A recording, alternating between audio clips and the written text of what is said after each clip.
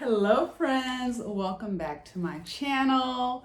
I am your girl Terry. If you're new here, welcome. If you've been rocking with me for a minute, welcome back. So I just want to say I cannot believe the overwhelming response I received from my video talking about the new dating scene or something like that, where we got into the whole living apart together type of deal. And it's really giving me food for thought, y'all.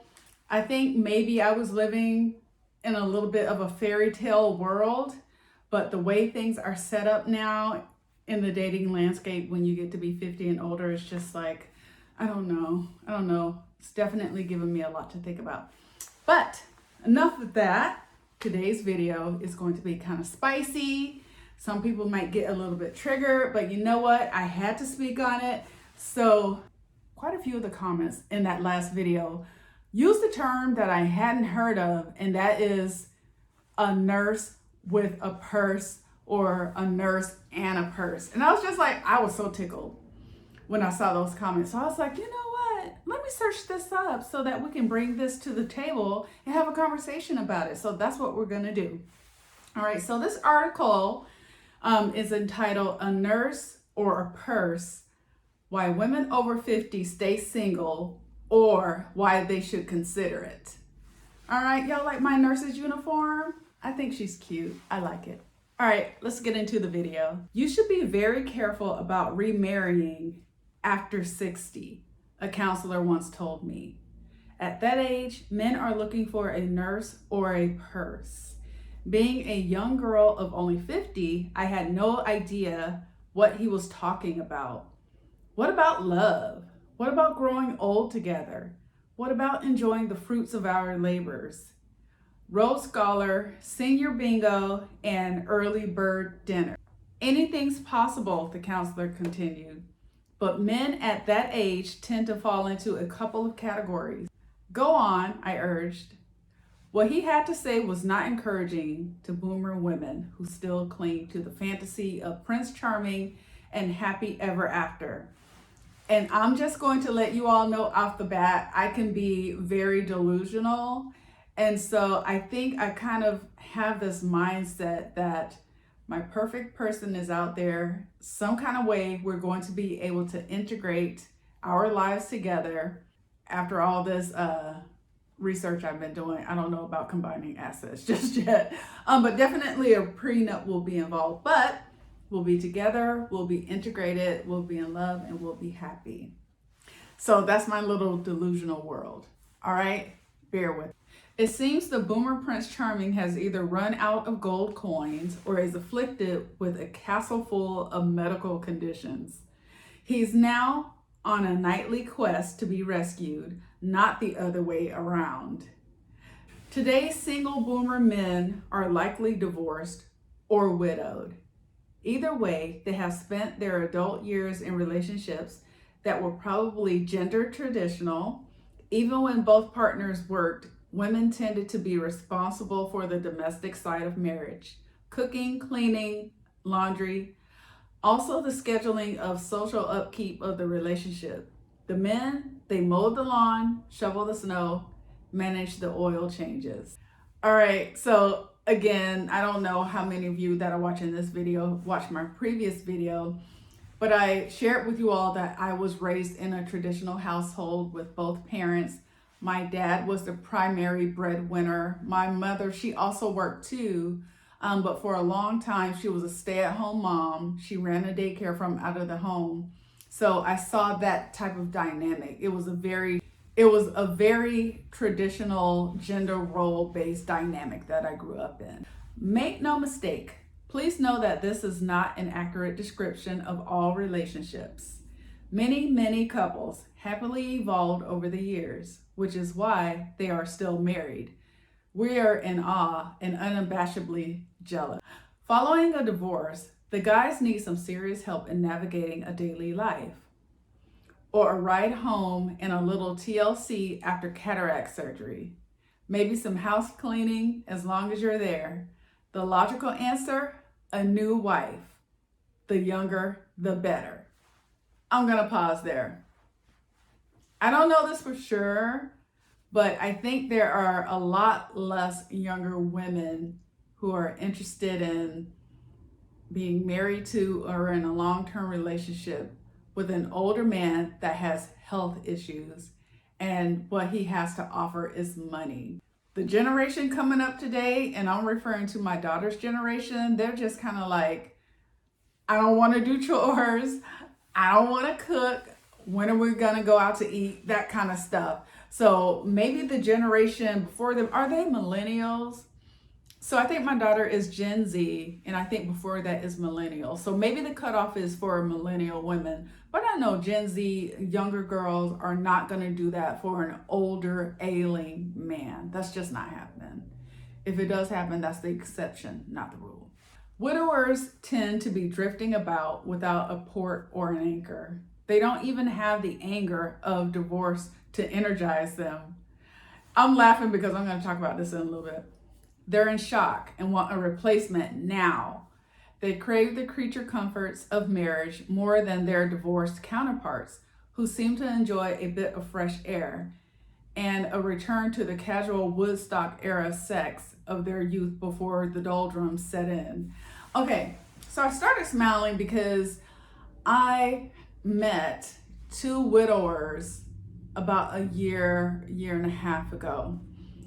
And so they were both very different. One widower had been caring for his wife for a very long time. She was ill for a long time. They had a beautiful marriage.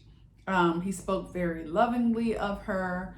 He knew that she was going to pass away eventually, but when it happened, it still hurt, and I remember him sharing with me that I don't want to say almost immediately, but it wasn't too much time that he decided to get back out there, because he said he kind of felt like he wanted to make up for lost time, only to find that was not the best thing to do, right? So he pulled back. So anyway, him and I met, we hit it off really well. But the thing is, he still had work to do, right? On his healing and all of that stuff. So we parted ways. I wished him well. And so that's that scenario. Great guy. On the other hand, there was a widower that I met. His wife passed away. I can't remember if she had been sick for a while or not, but their relationship was not healthy.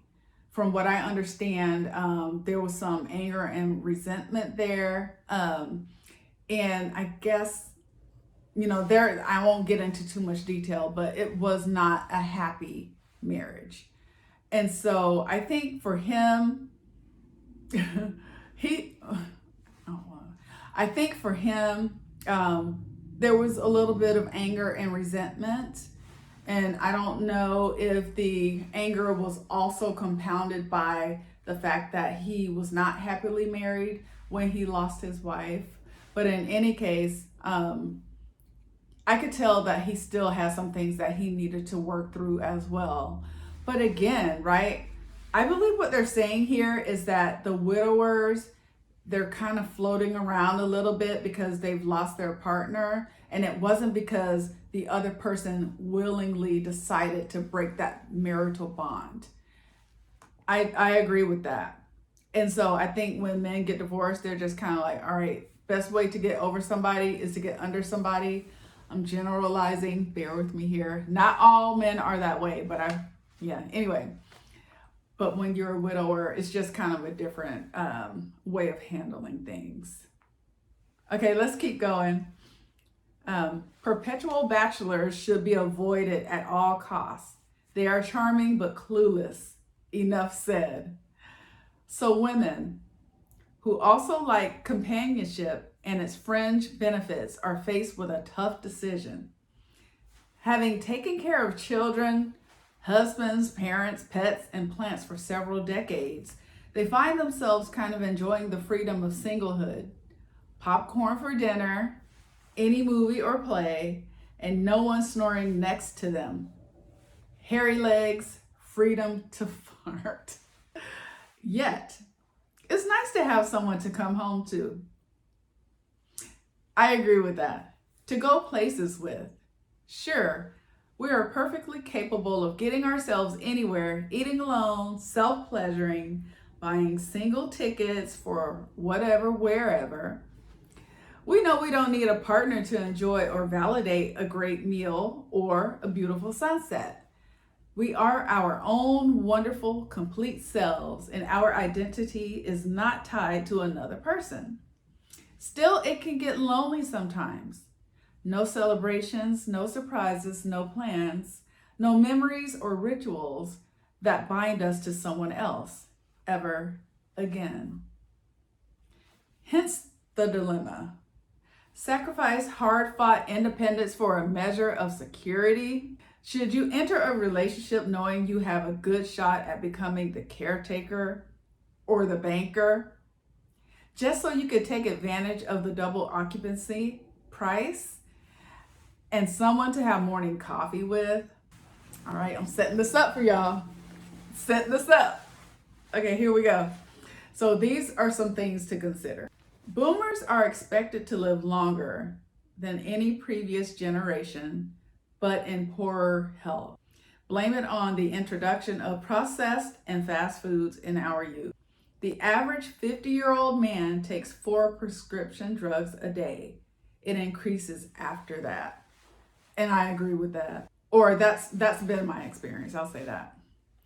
Boomer men have a higher death rate for all 10 top causes of death: heart disease, cancer, injuries, cardiovascular disease, chronic respiratory diseases, pneumonia, flu, HIV-related, suicide, and homicide. Boomer males who are recently divorced likely conceded half their assets in the process.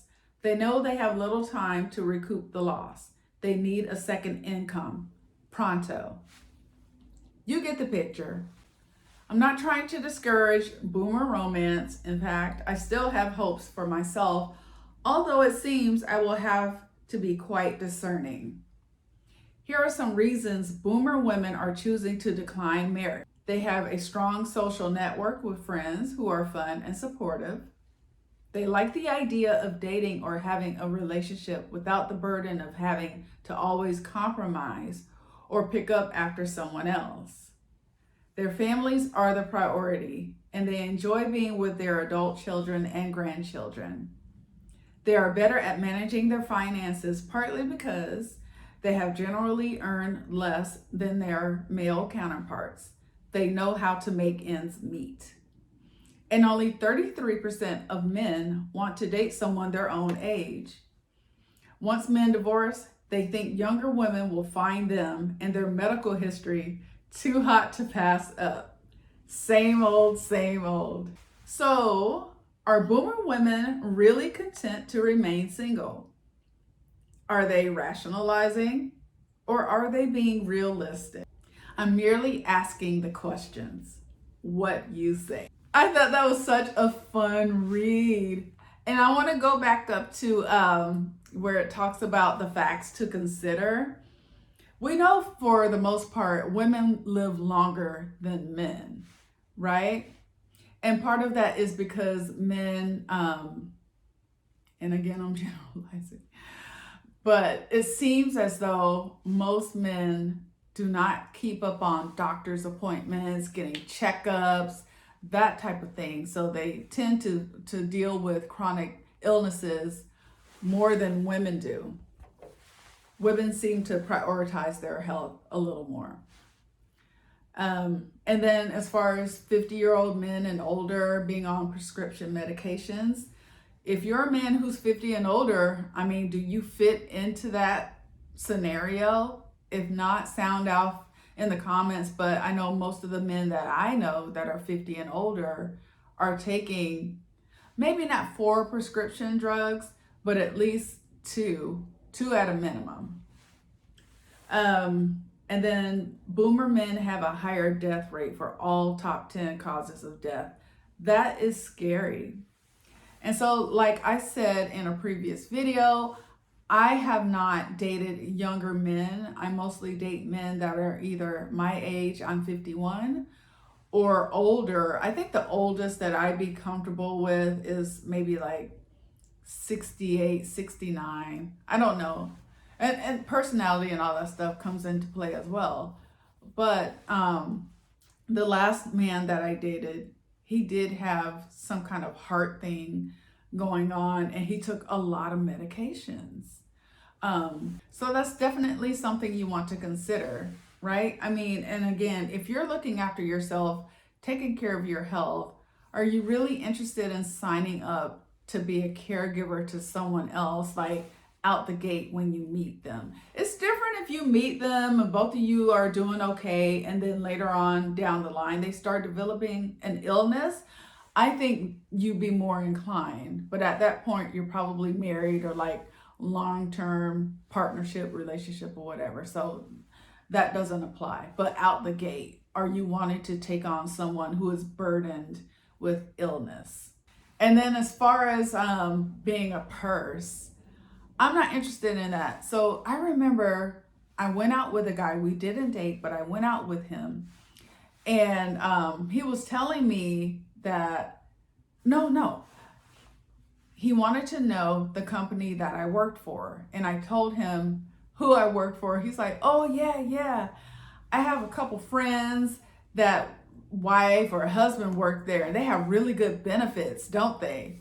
And to me, that just kind of like sounded off a red flag, because I'm like, why are you talking about benefits? I don't know, maybe I took it out of context or the wrong way.